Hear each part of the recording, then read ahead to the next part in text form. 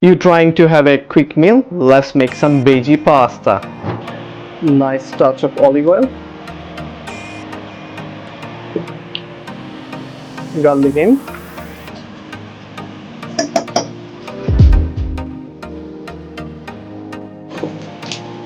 tomato. Now one by one all the vegetables going in. Little bit salt, good amount of black pepper. You need little bit heat, don't it? And little bit yum yum. Uncle Roger's favorite. Water boiling. Let's pasta begin.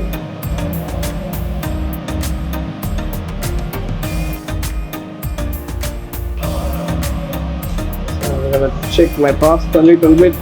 I'll cook little longer. Now let's finish up the pasta.